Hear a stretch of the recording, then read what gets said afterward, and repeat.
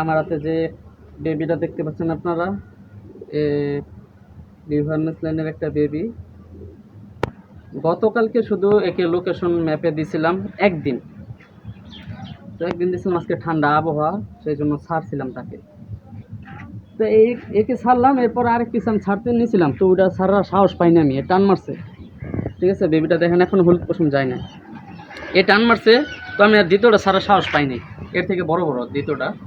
তো আমি আর সময় পাইনি গেল লোকেশন চিনানোর জন্য একে।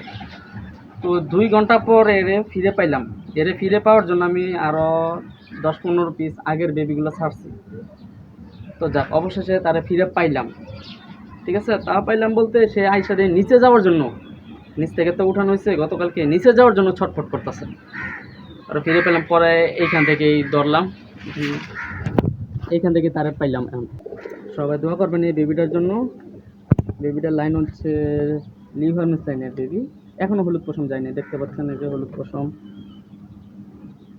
আর দ্বিতীয়টা ছাড়ার সাহস পাই না, দ্বিতীয়টা ছাড়তে নিয়েছিলাম আমি রেজাল্ট করার বেবি, ব্লিক্সিং লাইনের ছাড়তে নিয়েছিলাম, তারপরে আমি হেরে চাললাম বলে ওর সাহস পাই না। দেখ, সবাই দোয়া করবেন, এর এখন জায়গা মতো রাইখা দিই। আর ভাই লোকেশন না চিনে আমি ছাড়ব না। আচ্ছা।